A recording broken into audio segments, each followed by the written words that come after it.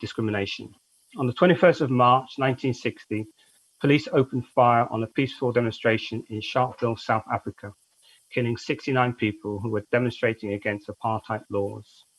March 21st is observed every year since as the International Day Against Racism. We will hear more about the 21 days of activism against racism from some of our panelists in a little while. We are joined today on the panel by contributors from around the world, and I will allow each of those to introduce themselves to you now. Brother Abu, could you introduce yourself? Good day, I'm Abu Akil, I live in London and I'm a member of the Global African Congress UK. Sister Judy. Greetings, I'm Judy Richards. I'm co-chair of Global African Congress UK and I'm based in Brighton in the south coast of the United Kingdom. Brother Hammond. Hello, my name is Sapon Hammond. I'm from Ghana, but currently based in Ireland. Thank you. Brother Akeem. Hi, my name is Akeem. I'm a postgraduate student studying in the Ukraine. I'm originally from the Republic of Ireland and the UK. Thank you. And Sister Tamaris. Greetings, my name is Tamiris Pereira Rizo. I'm part of the leadership of 21 Days of Activism Against Racism campaign in Brazil. I live in Brazil, based in Rio de Janeiro, state of Brazil. Thank you all for introducing yourself and great to have you here today. So we're going to start off. The experience of racism is impactful, dehumanizing and long lasting. So let's kick off and explore these experiences with you. So I want to start the conversation by understanding your experiences of racism. Can you tell us about your first experience of racism? And maybe we'll start with Brother Abu. Yes, my first experience of racism was as a young child in primary school, standing in the playground, primary school in South London in the 1960s, early 1960s. I was standing in the playground and a young white boy pushed my head into the wall, smashing my forehead. I'm still scarred today. At the time, it wasn't very clear to me what was going on, but as when I went home, spoke to my parents about it, and as time unfolded, I realized that the reason why my head had been smashed into the wall was because I was black in an area where most people were white. We was a very small minority. I must have been probably one or out of all the children in the playground, there's probably one or two who looked like me. Okay, so going back to, I was just saying earlier on that the impact of racism is quite long lasting, and that's going back, and it's still a fresh memory for you being a child. Thank you. Yeah, and the scar's still there. I've got the scar in my forehead. It stays. I wonder, Sister Judy, would you say a little bit yourself, your experience? Yeah, interestingly enough, it's probably about the same time in primary school. I was in East London, but with much more African black children around me. I grew up in an area where a lot of people from the same part of the island in Barbados that my parents came from had come. And as people arrived, their children would come into the school. So we had quite a lot of black children around us. But what we found was that the white children wouldn't play with us unless we had sweets. So I learned very early on that for a lot of white people, they only want to know black people when we've got something that they want. Okay, so very similar experience, in terms of when it happened, in terms of the age that you were at. But it's interesting that you were in a fairly diverse area, not the same as Abu. Perhaps it wasn't an area that was so diverse, but that was still something that you experienced. Brother Hammond, will you give us an idea of your first experience? Yeah, so I think I've had a couple of experiences regarding racism, but the most profound one was in Algeria, where I went as a student, a master's student, and I didn't know that was the main issue there. So I was trying to catch a taxi from the market to campus, and I spent over 2 hours. No taxi driver will stop to pick you apparently if they have a white person in the taxi, that person will not like to sit with a black person. So I spent 1 hour standing. I got frustrated, so I called a colleague and he explained to me I need to move from that place to another end before I could catch a taxi. So that means for you as a black person in that particular country, you don't get access to transportation unless otherwise it's a public bus which might not be going to your direction. So you need to get out at a particular point and continue on foot. But then I understood the system and I adapted the police way. So I stopped the police and tell them I want to go to my residence, and they carry me there. So once you learn the hard way to racism, probably you can make an advantage out of it. So I go shopping, I always save my transport money because I'm sure to catch the police and they take me back to campus. So you found a way around Yeah, it, around it. but it's just interesting that it was in the public space, trying to access transport. So as everyone would do, just trying to get around, but because of your skin color, you couldn't access that transport. You were denied access to that transport. Sister Tamaris, you might just tell us a little bit about your experience in being in Brazil. Yes. So, first of all, thank you for the invitation. It's a pleasure to be here in the birthday of the Africa Global Radio Station and in the Ghana's Independence Day. Much pleasure to be here. Greetings. My first experience, I think this is really interesting because, as you know, Brazil is known by the question of the miscegenation process, people think we live in a racial democracy, and this is really a lie. But it's interesting how things goes from the majority of our people here, because we have a huge average of mixed Africans here due to the colonization process. And I'm one part of this. Yeah, my dad is white, my mom is African, and I was born mixed, and I'm non heterosexual woman. So my first experience of racism was very interesting because leave it thinking until my 16 years old that all problems I had, they were like related to sexism and related to sexual orientation and things like this. And then when my mom discovered my orientation, I was almost expelled from my house with 15 through 16 years old, and I was looking for a job to maintain myself. And by this process, I just could find a precarious work here. And the work was to, in the situation, I need to work for a store which sells toys for kids, things like this, and we must work using a fantasy. And they put me, they obliged me to use the Disney princess fantasy. So I can never forget when I was there dressing the fantasy of Snow White, princess of Disney. And the child stopped in the front of the store and he said, "Oh, mommy, she's not the Snow White."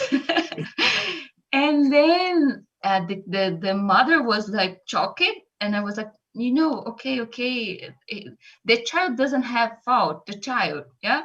And then I was with a lot of makeup because they oblige us to use a lot of makeup in this kind of work because of the kids, the fantasy things. And I was everything damaged, crying a lot. And when I sit on the street to wait my bus to go back to my house, I realized that it's not just about sexism, about sexual orientation. It was because I'm African descendant. It's because my roots, that called by it names, yeah, Afrophobia. So I realized that, and like me, this example shows a lot about our country. Thank you. Thanks very much, Tamaris. It's really interesting to hear your story. As you say, starting out just thinking about yourself as yourself in terms of your orientation, and then this realization about imageries about who you are and stereotypes that are related to imagery about who people are because of their skin color. Brother Akeem, do you want to just tell us a little bit of your experience, your first experience of experiencing racism? Thank you very much. And it's very interesting hearing my sister Tamara's angle from Brazil. It's very eye-opening. My first experience with racism, I would like to divide that into two because there were two firsts for me. And they came from an area of life that meant so much to me. I was 13 years old at the time when I have these two consecutive experiences, which has stuck with me since then, and maybe also helped channel the path which I'm treading at the minute in my foray in the eastern part of Europe. The very first poignant experience I had was in school. I was 13 years old. I was just getting to secondary school at the time. And, people that looked like me were a minority. There wasn't too many Black kids at the time. It was only 3-4 of us in the school. And I was the last one to come in. So I settled in. The principal took a liking to me and was introducing me into broad newspapers and, just taking interest in me and putting me forward for quizzes and debates. And so we worked together, and even during my breaks. And one of those break times is giving me a spreadsheet, Irish Times, to get me some factual information about how the stock exchange works and things probably I wouldn't have been exposed to back in Africa. And we do these things during a lunchtime. And I didn't know that some people in the school, were getting really, really irritated by this. And I noticed that they used to do different kind of stuff to make me angry while I'm working on whatever the principal's giving me to. And on this particular day, two girls are taking it upon themselves to go on top of the stairs and start to spit down at me where I sat down. And it went on and on until it got my attention, and I found out that somebody was spitting at me, and while being sick, and I seen the phlegm covered all my body and on the paper, and I went upstairs to challenge the girls about what they've done, and they ran to the toilet, and one of the teachers had seen me, and instead of calling out the heinous act that the girls have done, she went after me for trying to stand up to something that's bad. So that's where I first got the first impression that, okay, maybe things are not level there, because I think I reported to the principal, and the principal, who told me that what was done to me was wrong, decided not to take action because I felt I had no voice and I didn't matter. So, and I walked out of the school that day and never went back. And the other place where I had some refuge was on the pitch. And I will go through incidents whereby we get called all sort of names. But on one particular day in Sligo, this is back in Ireland, a particular team, which I will not mention their name, we were playing a national championship, and the parents, and we're all over the line calling me names. When you're big, black, strong, you get tagged with this aggression, and then when they can't break you down, they start to attack your roots. You black bastard, go back to the tree. Gorillas shouldn't play with humans. Get him off there, he's an animal. And it went on and on until I had to have a word with the referee, and the referee told me to get on with it. And he could clearly hear what was being said. The linesman told me, you come to me to complain again, you are off the pitch. And that really, really tore against my what I believed in. And that was the very first seeds of racism that I had. And that would have formed my impression of how life was to be and what I'm supposed to do going forward. Because even when I complained, then nothing was done about it. My own team management said to me, that is the end of it. They don't want to hear about it anymore. I have to rise up to the challenge and accept the fact that he's out at 13. So, and my parents couldn't do much as well because we had no voice, basically. Thank you. Thanks very much, Akeem. I mean, there's two things that strike me: so sport and scorn, and outside about just the fact that that you would be spat at, and that there would be inaction by a teacher, and then also that you would be playing football and receiving these verbal attacks, and again inaction when you complain. So I think these are things that we need to discuss a little bit more. Amika, are you on the line? I believe we're going to promo.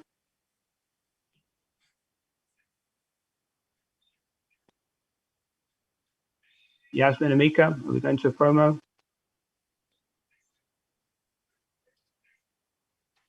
Greetings, Mel Mullings from RMT and GAC UK. Sending solidarity to our brothers and sisters in Brazil for our 21 Days Against Racism campaign.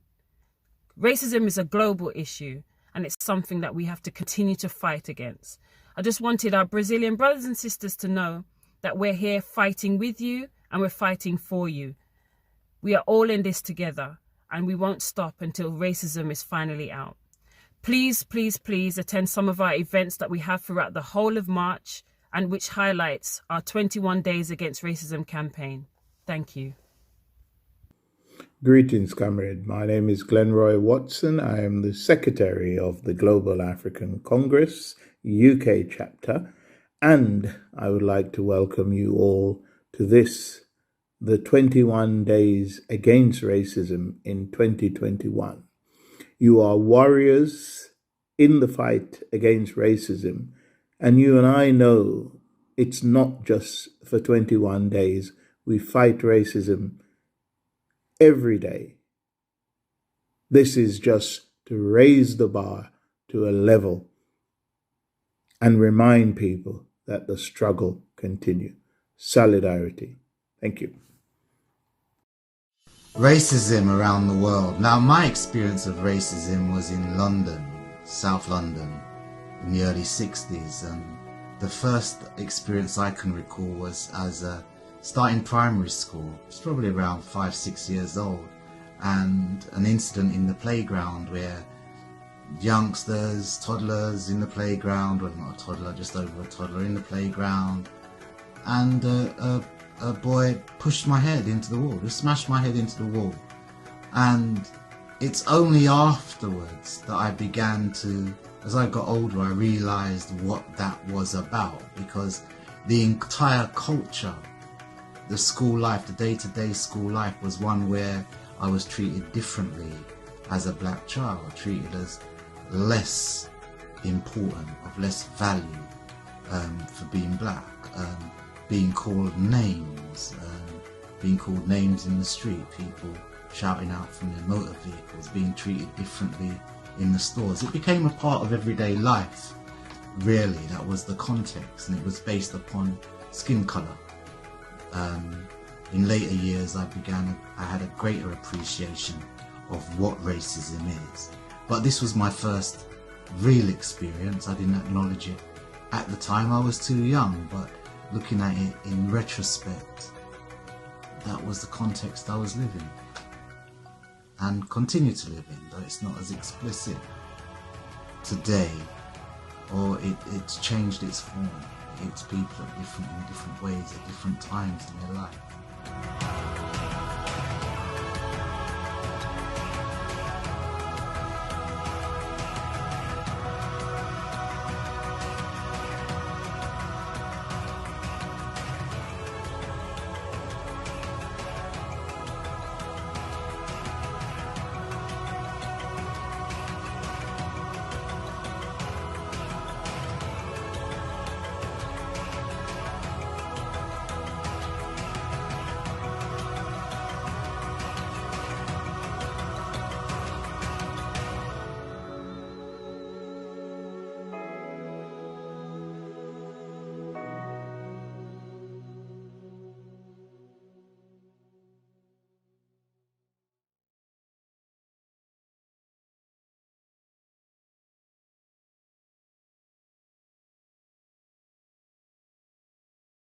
And we want to just move on a little bit and think a little bit broader. So to the panel, thinking about race, the idea of race as a geopolitical and flawed idea with historical political antecedents.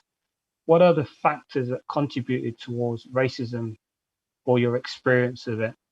So maybe again, we'll start with maybe Sister Tamara's. Okay. So first, to connect my case of racism with your question now, I think we must remember that when we discuss race and race issues, we must remember that we are discussing about a system of power, and we must remember the colonization from white European civilizations through our motherland, Africa continent.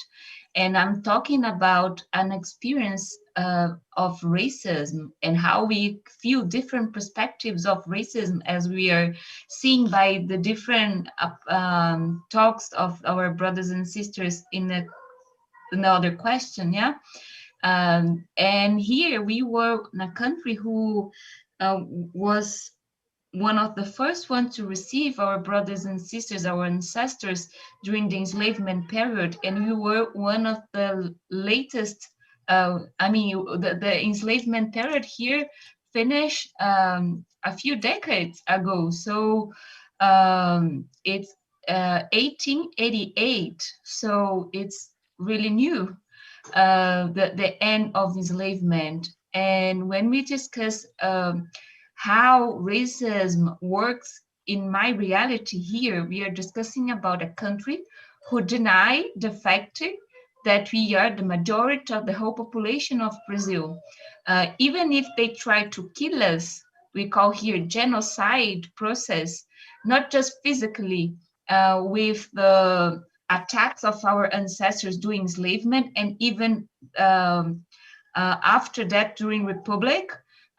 They tried to, when abolition was ended here in Brazil in 1888, they brought here the white Europeans to work on the same land in the past was occupied by our ancestors in a very worse condition of enslavement.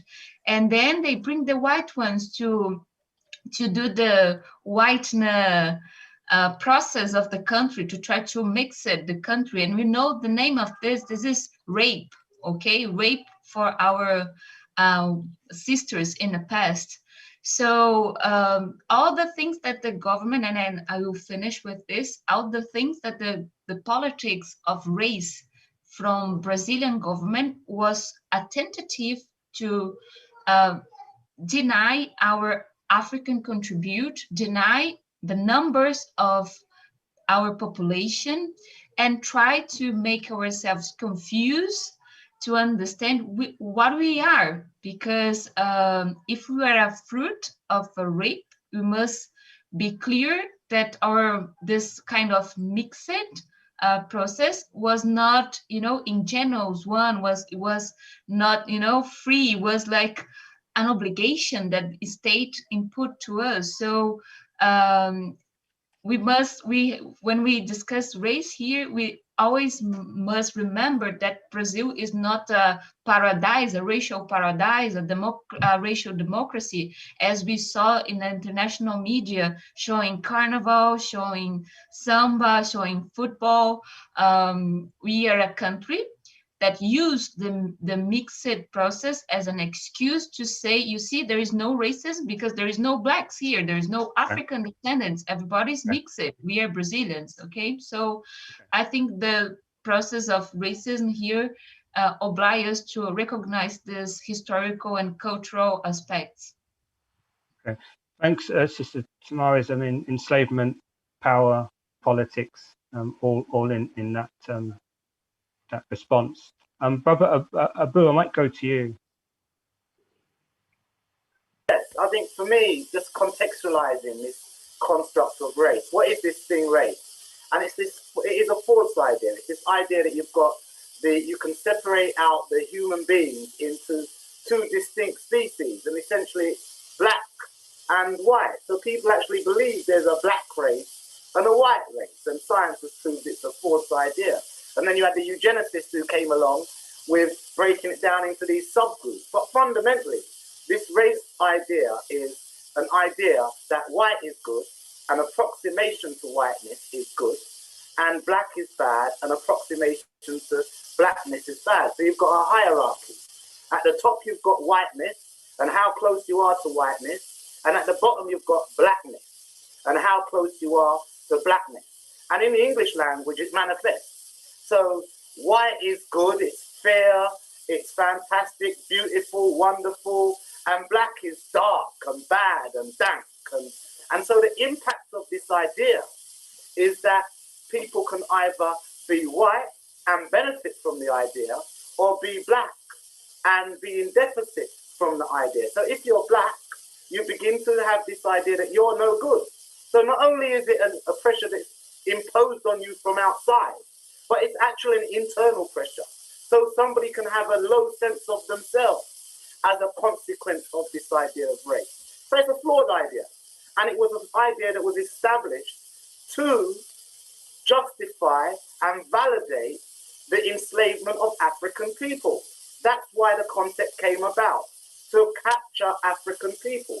And we're still living within the same geopolitical system of racism that established the plantation system, that established the United Kingdom, established France, established Spain, established European states as so-called First Nations, and has placed Africa in a place of being super exploited.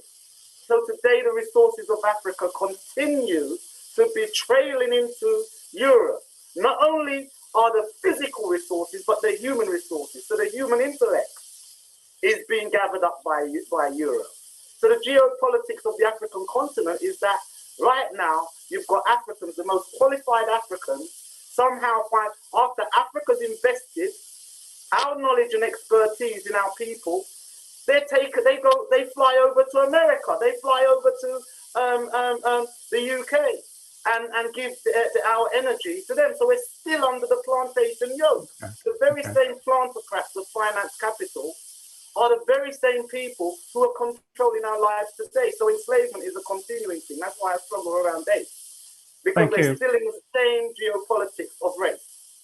Thank you, Robert. But I know you've got more to say, and we can bring you in. I want to bring in Sister Judy, but I hear what you're saying about a hierarchy and describing negative or positive characteristics to people on the basis of a flawed idea of a concept that's man-made. And certainly, we started this conversation talking about people's experiences, and a lot of those experiences, some of the factors that lead to those experiences are this ascribing of negative values to people.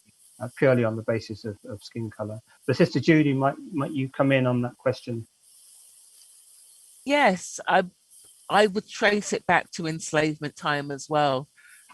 We originally came in as traders to the UK, for instance, and were educators, so people went to Africa to learn about mathematics and science. But once enslavement was seen as a nice, profitable trade for some people, if you can call it a trade, things changed. So you've got a narrative that we were lazy, stupid, not good with our children, promiscuous, which were really how they justified what they did to us. In the UK, there were less enslaved people. They kept them on the colonies in the Caribbean or in America. So when people like my family started to come in the 1940s, 1950s in large numbers, we were seen as foreigners when we were actually British citizens who just happened to be living abroad because enslavement had put us abroad out of the UK. So that meant when the Windrush scandal broke, we realised that people that had been British citizens had had that taken away from them, and they ended up being denied employment, healthcare, losing their housing, and not being able to get access to any benefits. So they were effectively living in sheds, living on people's settees, and having family and friends give them money for food. And the first person that I know that was affected by the Windrush scandal was actually out of the country in 1999 for a family funeral and wasn't allowed back in for more than 4 days in order to clear up his belongings and leave. And he's been fighting ever since to get back into the UK. If it hadn't been for enslavement and the assumption that Black people could not possibly be British, that would never have happened. Thank you, Sister Judy, and real life, everyday, story of how those attitudes towards people of color have impacted on people's lives to this day. I want to go to Brother Akeem and then also then to Brother Hammond. Brother Akeem first. So can you tell us a little bit about the factors that you think have influenced racism, discrimination in your own experience? Yeah, thank you very much, Brother Des. From my own experience, I've tried to narrow it down to 3 factors. The first one was ignorance. The second one for me was ignorance, acceptance, number 2, and number 3 is inaction. And ignorance from the perspective of I started out not knowing what racism is, not knowing racism existed, even though I subculturally or culturally, genealogically, my race has suffered from it, and even finding myself in that environment could be a direct result of racism. Finding myself in the West at that stage. So because there was a need for me, there was a need why there was a reason why I was there at 13 for a reason. So my point is there's a lot of, there was a migration from the first stage to the second stage of which I called inaction.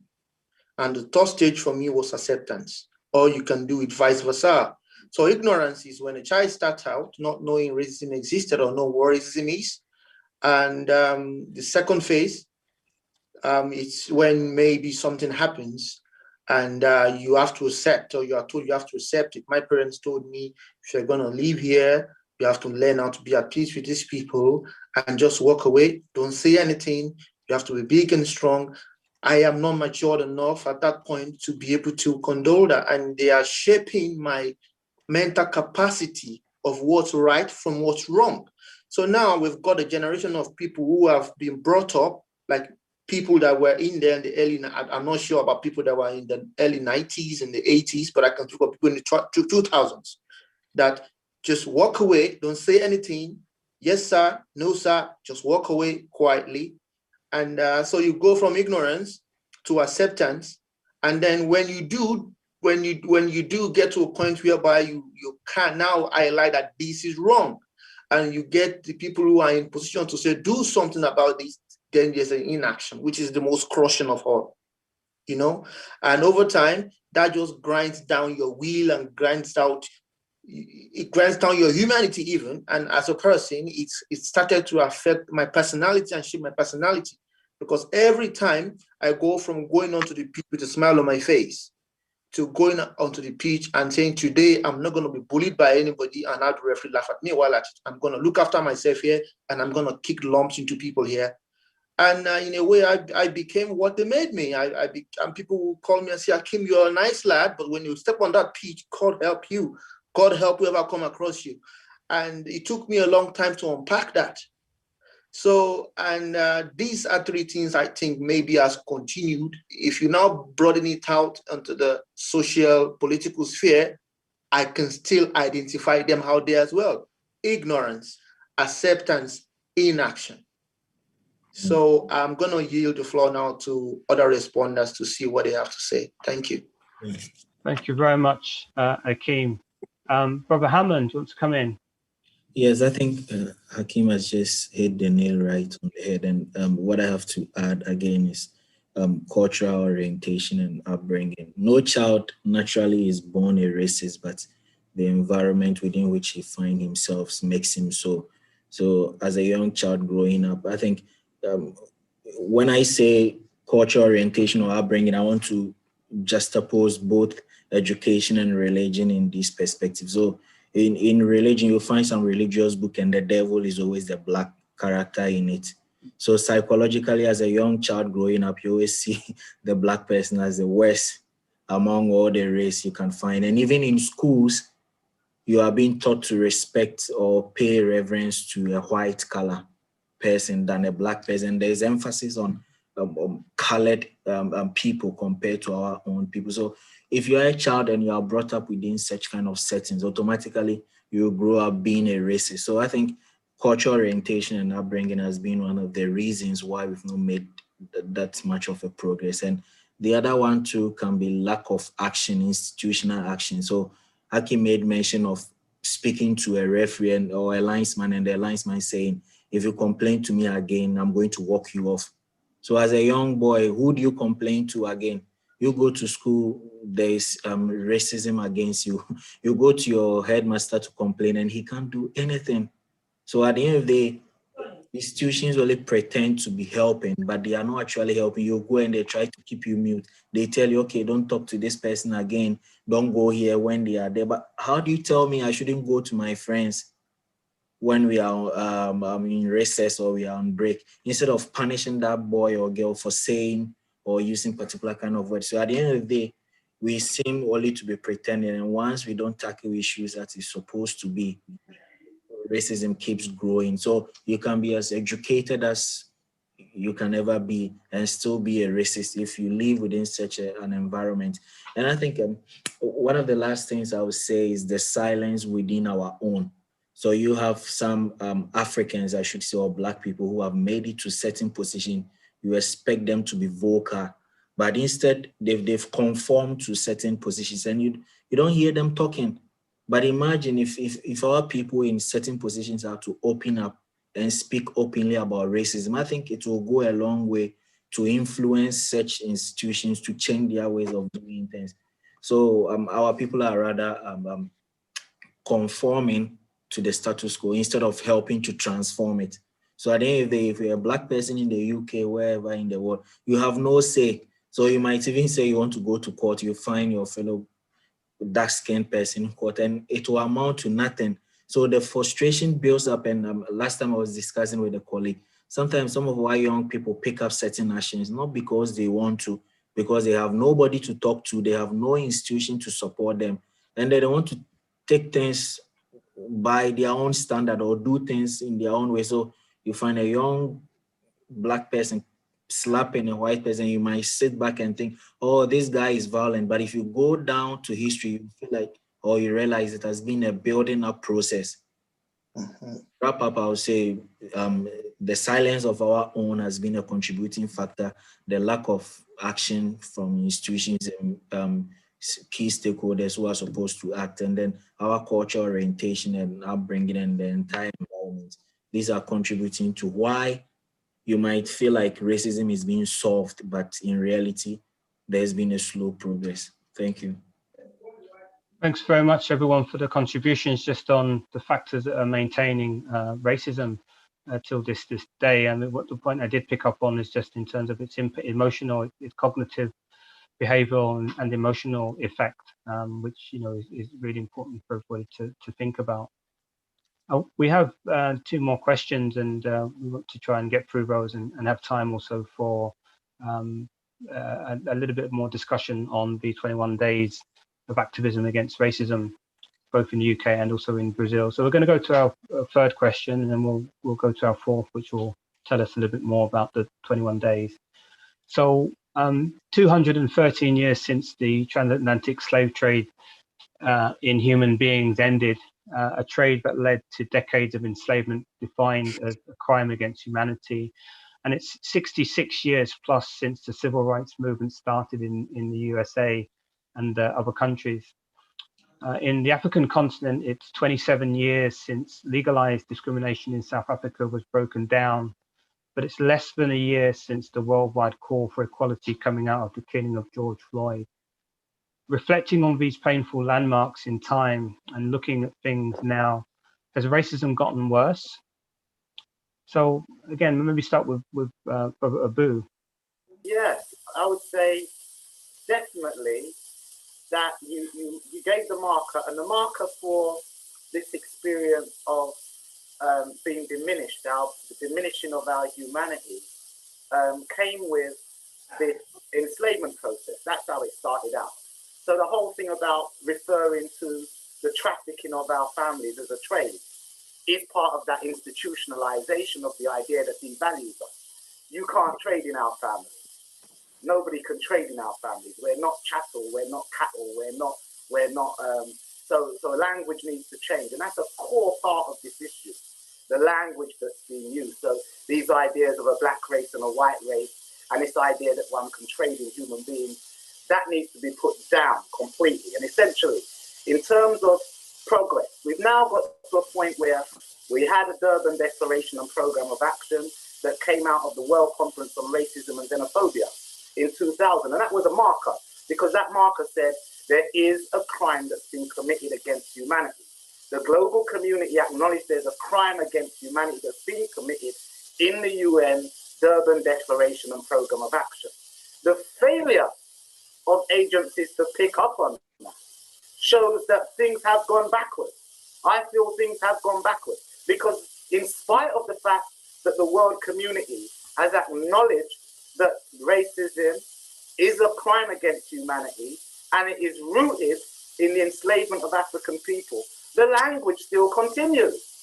The language that says that white is good and black is bad, you look in the dictionary today, I looked in the dictionary today, I didn't want to bore people with the definition, but you go look at the definition of white, you go look at the definition of black, and it says everybody here in this space here is bad, just because of the color of our skin. And that institutionalization is far worse today. Because the thing about institutions is they build incrementally. And the institutions that are building incrementally on those ideas have not been brought down. We're still in the same kind of place. And so in terms of, I think today, there needs to be a much greater clarity around we need to progress a reparation struggle in terms of the criminals who committed this crime, who are known as finance capital. I call them plantocrats. The very same families who committed these crimes are the very same families who established Oxford University, Harvard University, Cambridge University, these hallowed places of learning that most people see as being a marker for achievement are institutions that their DNA is rooted in our exploitation. So there's a fundamental shift, ideological shift, institutional shift that needs to take place that isn't taking place. So when we refer to young Africans referring to themselves as the N-word, that's the indicator that we're actually going backwards. Okay, so just to institutional change. Just to try and get some more perspectives in the time that we have, but sorry, yeah. No, don't apologize. From your side, from what you're saying, no change. It's got worse. Got worse. Okay. Sister Judy, has it got worse? Yeah, I think it has. When I thought about it at first, thought, no, it must have got better. But when you look at actual specifics, we know that last year, George Floyd's murder brought racism to the forefront of a lot of people's minds where it hadn't been before. But we still act as if it was a one-off incident. So in 2017 in the UK, we had a similar video of Rashan Charles being murdered, shared around, and no police officer being brought to justice for that. Just this year, we've had Brian Ringrose in Milton Keynes in the UK murdered by police. We have the same socio-economic problems of employment, housing, education, wherever you look, where African people are in the worst situation. You've got COVID-19, where we're dying in disproportionate numbers because of the way that we're forced to work in insecure employment, 0-hour contracts. We don't have access to sick pay so that people cannot afford to take time off sick, and they're too scared to ask to be put in the safer working places where they end up in a situation where their white colleagues are basically throwing African workers into the frontline jobs to protect themselves. We still have Africa being talked about as being poor, but there's $32 billion in aid goes in, but 192 billion comes out in terms of gold, diamonds, logging, and other activities. We had the BLM protests last year, but if you look at your situations now, has anything actually changed? And if it hasn't, then racism has got worse because more people are aware. They know from last year if they didn't know beforehand, and if nothing's improved, then things have got worse. Thank you, Sister Judy. Brother Akeem, got worse, no change? What's your perspective? Yes, thank you so much, Uncle Des, and thank you so much, my elder, Abu Akil, for your wisdom as always, and I thank my hands as well for giving a more close at home perspective. Yes, the conditions have not changed, and you cannot just abolish slavery without grinding down the institution that governed the way it was meted out to the people that you oppressed. The conditions that created slavery has been metamorphosed. The standards are always changing, the forms are always changing. So they can there's a lot of argument for the progress being made theoretically, but the guiding principles of slavery are still there. You can offer a student in Africa who's bright, who before they chose the strongest, the more enduring, the youngest of the Africans to take over the water into Europe and into South America. Why? Because they're species, they are strong, they have these talents to get what they want. It's still the same going on today with all these so-called scholarships. It is still the same. Attestation of abilities, whether natural, physical, or what have you.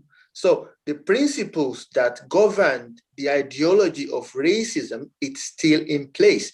It has developed as humans have developed, and is still very much in effect. An example was prescribed there just now with the whole hate system.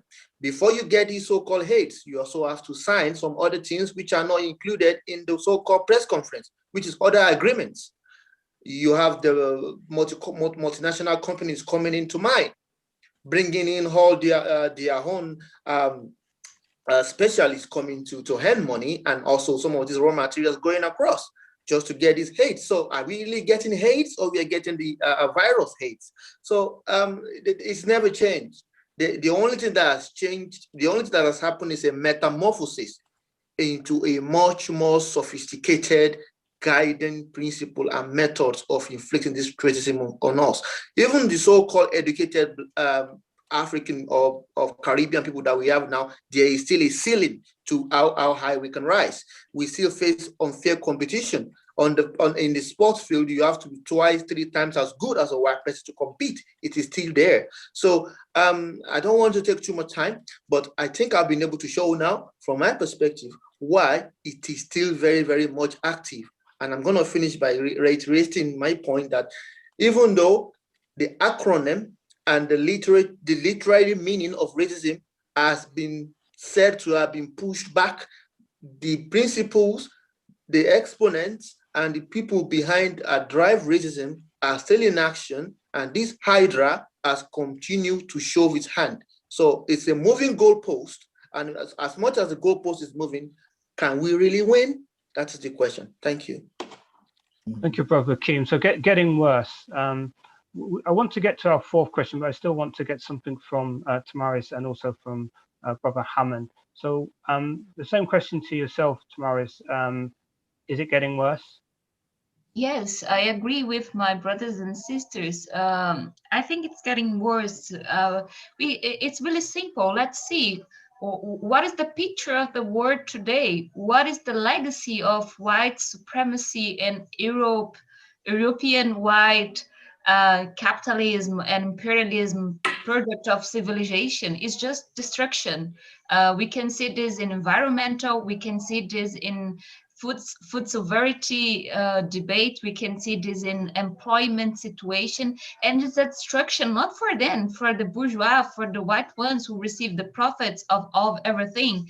It is worse for us, the destruction, the ones who receive the debit of these destructions are being the working class, the African population across the globe, in the continent, in the diaspora, and the non-whites in general as well, in different perspective and different relation with us, but it's the non-white world who is suffering, and basically the African world. So we can just see here, we have 23 minutes and a young black boy dies in a violent way. And we had they had a research here showing that 62% of African descendant population in Brazil has more chance to die due to COVID-19. And we are saying that, for example, the day yesterday, we have each 45 seconds, someone died in Brazil due to COVID-19. And we are saying that probably this person is a Black and African descendant person.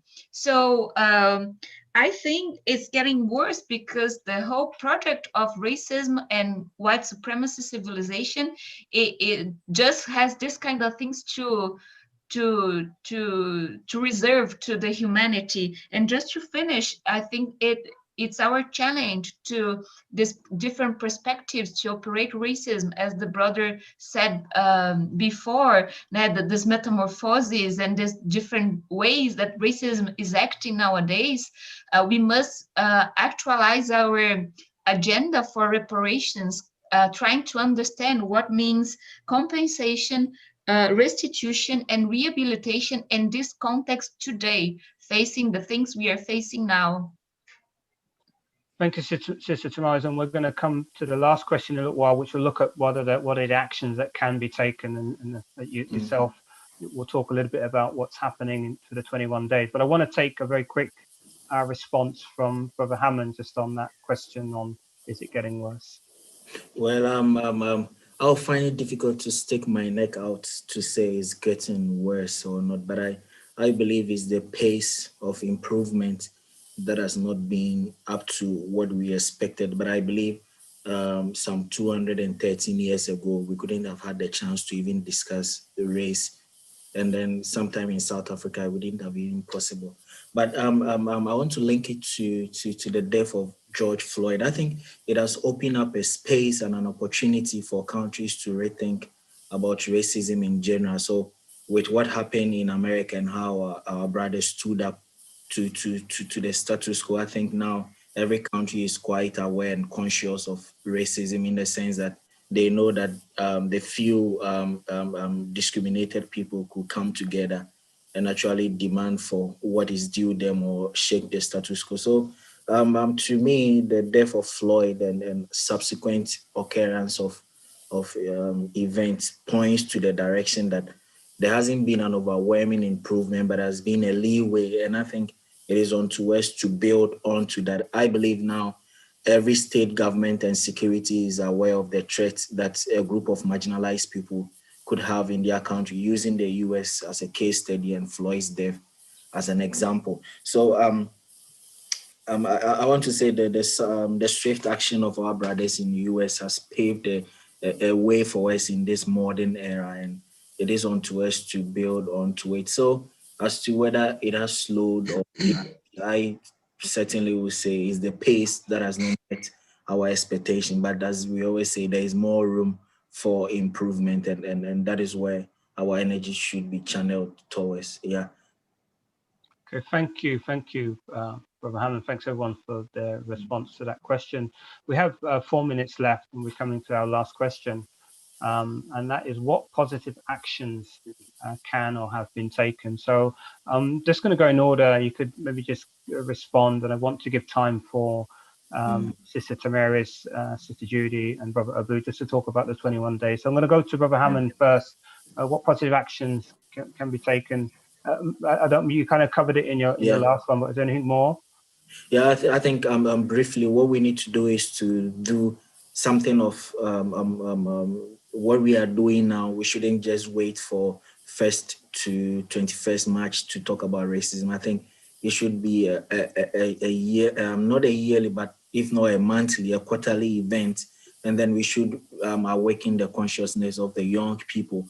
You know, being aware of racism and knowing how to go about it is one way of defeating a racist. So we should try to educate our people. When I use our people, I mean whether our younger brothers and sisters, our siblings, or even the elderly ones, on how to go about racism and what to do in situations like this. And there should be the continuous call for action from our various institutions. And for example, for me, having the privilege as a student, I should be able to, by any means possible, talk about racism, given the chance any other day. And I believe if 2, 3, 4 people in same situation like mine are able to speak up, that means there's a lot of racism in academia, especially between getting opportunities and not. And if we're able to do that, I believe in the next few years ahead, we could talk about the improved pace of development in that sense. Thank you.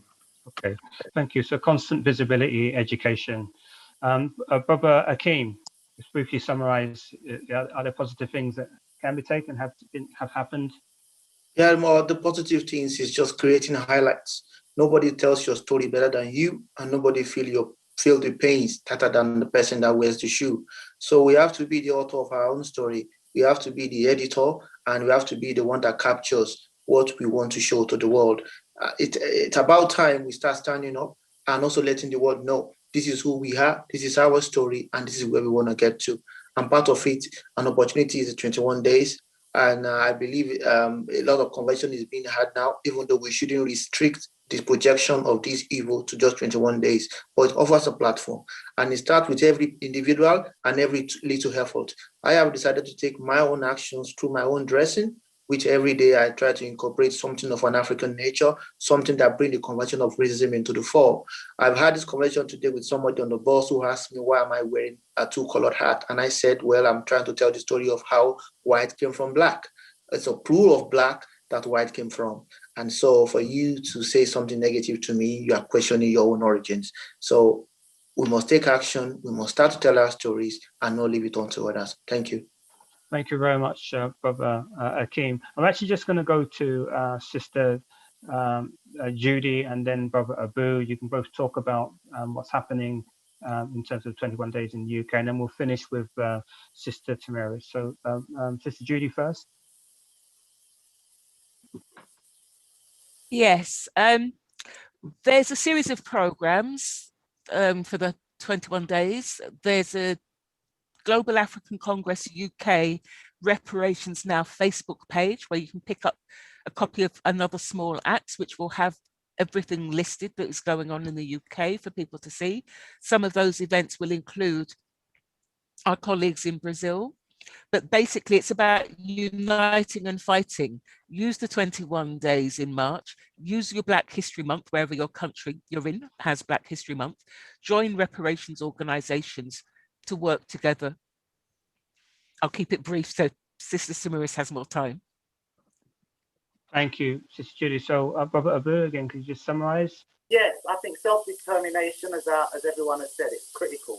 And the other bit, that there's a question that's been asked of our cop about why is it the people who murdered George Floyd are not in jail now?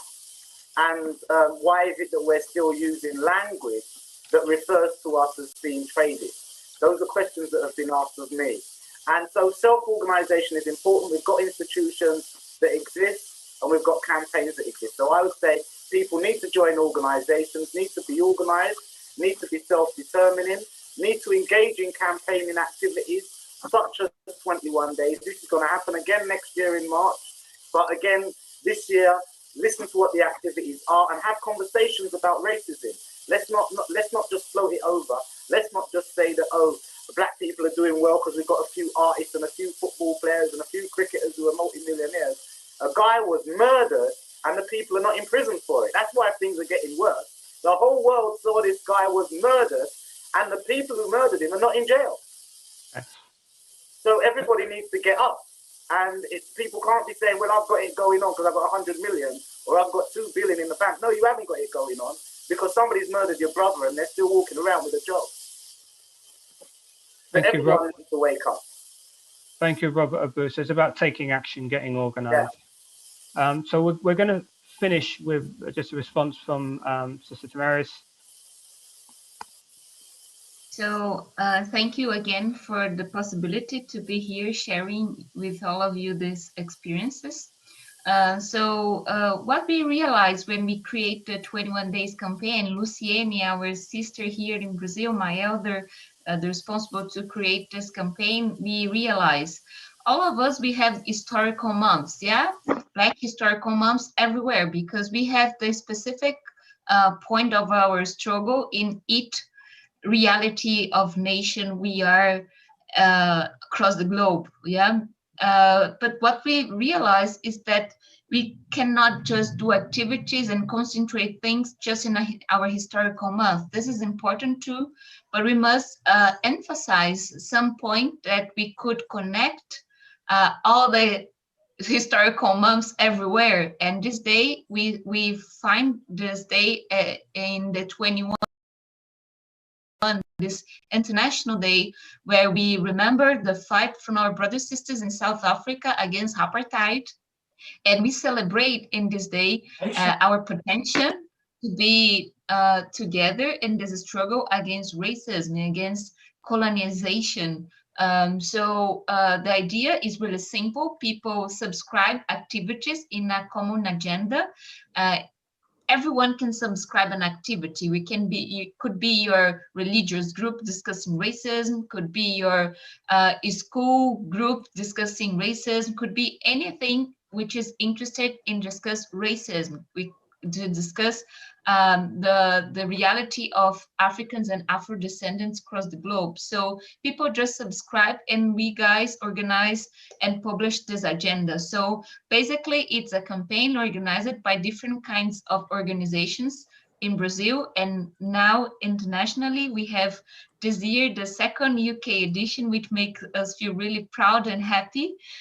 We have this year the first South Africa edition. And here, this activity in Ghana, in Africa Global Radio, the first activity in Ghana of 21 days campaign, make us feel really happy, because we just born the baby, but the campaign must be an international campaign, because we cannot think that we won this war just again. Just close it in the prison of our nations. Yeah, so we must look forward and walk together with our families. So this is the purpose of 21 days campaign, and you can find more information. I just put the link. I hope brothers and sisters can put this in the website of Africa Global Radio. From our page in Facebook, we have 200 activities going on in Brazil. 20, if I'm not wrong, in UK, this 3 in South Africa, 1 in Germany, and this 1 in Ghana. So we can see the links and participate. Yeah, so we have our channel in Facebook and YouTube. So just put 21 days, you'll find us. In Portuguese, yeah, I think the name is, I just send you guys by right. Thank you.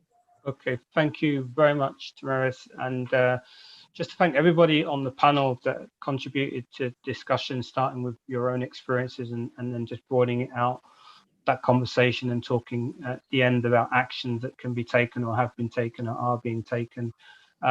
Just to close, I want to just thank Africa Global Radio for providing this opportunity for this panel discussion to happen on its platform, and specifically on this day, the 6th of March, Ghana's Independence Day.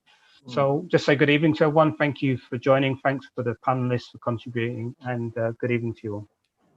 Thank you. Thank you. Bye. Ashe. Bye-bye. Good evening. Thank you. Bye. Hi, Thanks. sorry, this is Epifania taking over from Yasmin from Africa Global Radio. So we have a couple of messages as the whole thing was ongoing, and would really like to put them out. I believe it's encouraging and it's good, and it would help you guys also realize that, I mean, it's a good job you're doing and people are listening. So this is from N-Power, and he says, spot on, brother. Those that conform become complicit and subservient. It's crashing. We see it from the elders, sadly. Now, he also goes on to say, when you have enough and make a stand, it's not always pretty. And we also have N-Power still saying that, and now they have more and more of our own, not even realizing that they do the oppressor's bidding. And finally, he said, absolutely, brother, still racist, just reinvented and adapted to the times. So I think this is to say that he was there listening and he could really connect with what you were discussing. Thanks, Mika. Were there any other comments? Most of the comments were coming from N-Power, and this is from YouTube. We also have Eli for Returns, who said greetings to everyone. So yes. Okay. Thanks for that. I wasn't sure if we were going to take comments at this point, but I think it's good to get people's feedback. It's great to know that people are listening. It's good for us to hear. I don't know if any of the panelists want to respond.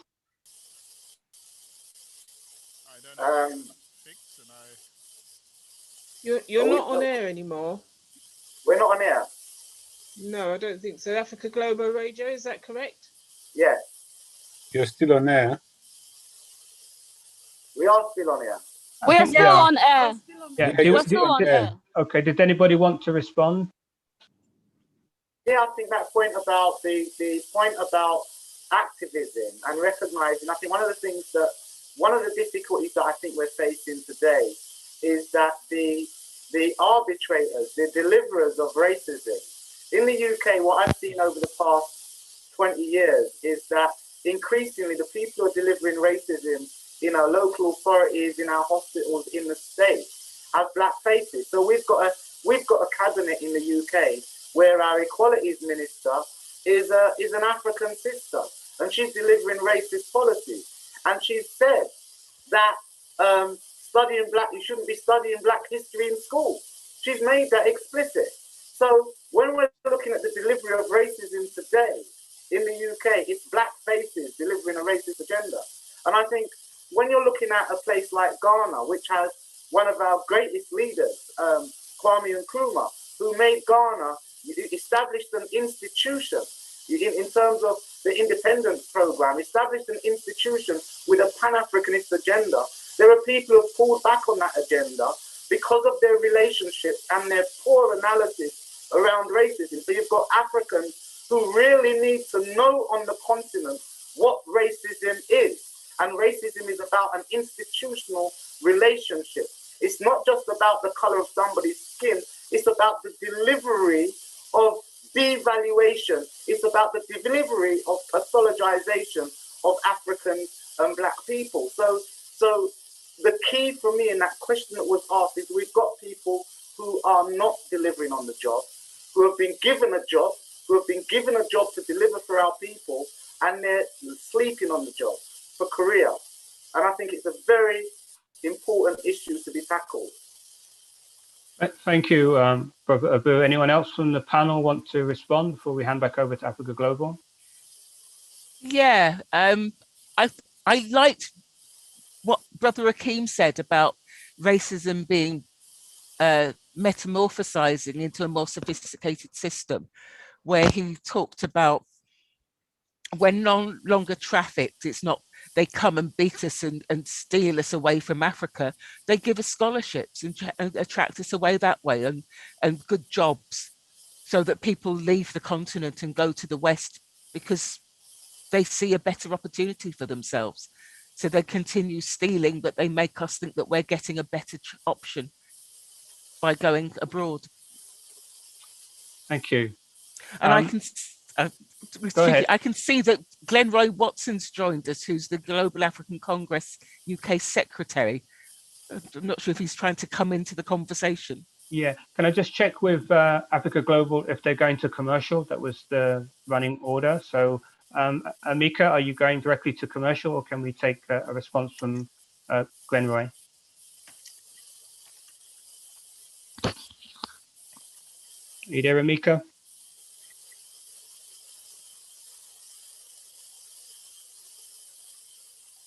Glenroy, you might just come in with your response, even if we're not live.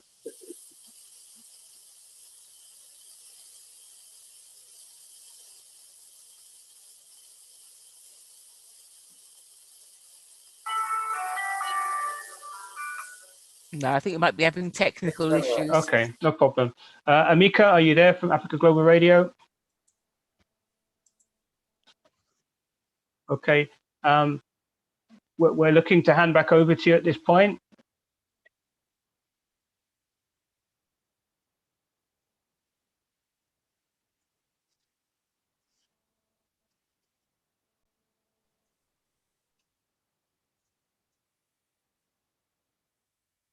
Can you hear us, Yasmin?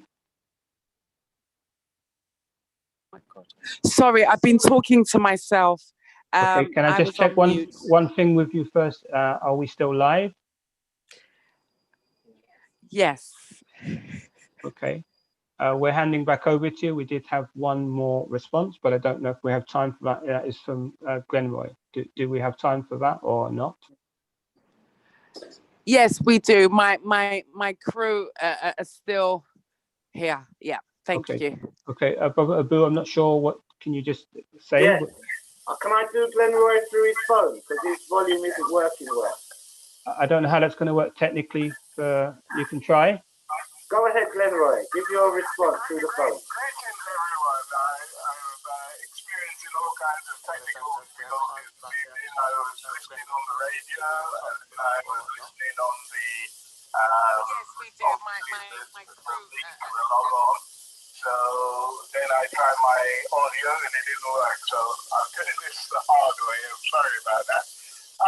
It's just really to say that I was a little taken back when we ourselves are using the term transatlantic trade. It implies that we were a part of the trade. Europe and America have been made rich by our labor. Where on the continent or anywhere where Africans live out of the continent, is there sign of this riches where both sides of this trade has benefit? Because maybe that will go some way for us to understand the current failure of our people to gain any traction as far as commerce and trade is concerned. You know, so as Africans, we have to change our language. We have to change the narrative. There was no trade. There was barbarity. There was murder. There was kidnapping. So no trade. Please, let's never ever say that again.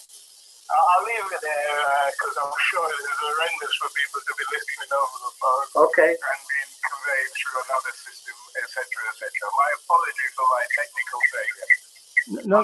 No need for the apologies. Your point is well made. Just on the use of language and how that can reinforce certain understandings of what happened.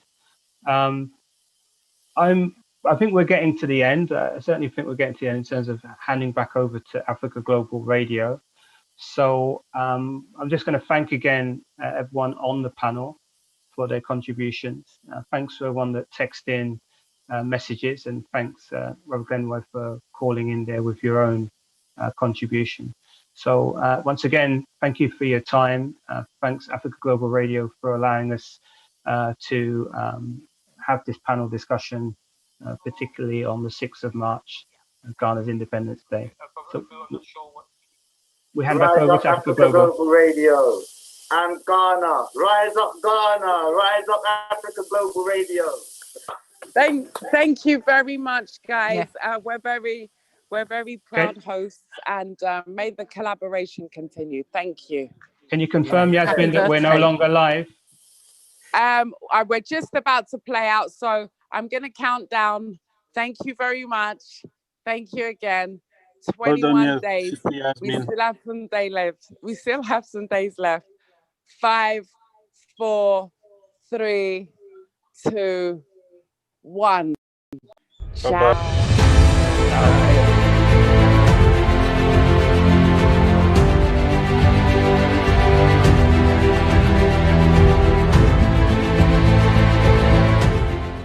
Africa Global Radio, to me, is that organization that seeks to unearth the hidden narratives of the continent of Africa and that of the diaspora.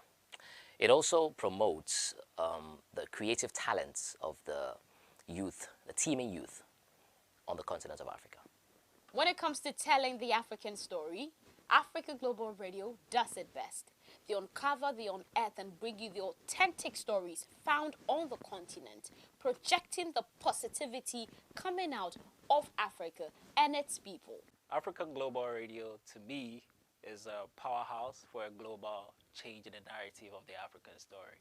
That is Africa Global Radio to me.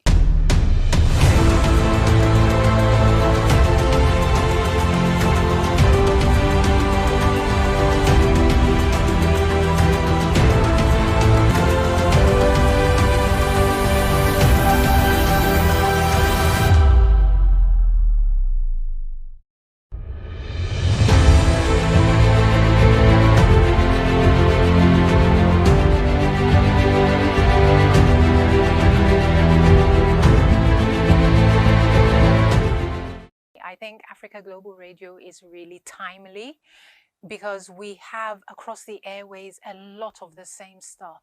And to have a radio station or a channel that is geared to showcasing the best of Africa, the beauty of Africa, the, our heroes, champions, just everything African, but in a positive light. I think it's really important. I think it's really timely. And so for me, it's what do I say? It shows African excellence. And I think for us as Africans, we need more of this. We need to continually be reminded of the wonderful things we have on this continent. And I think Africa Global Radio does that perfectly. Africa Global Radio aims at pushing a positive narrative of Africa. Africa Global Radio to me is like the newest voice of Africa on the block.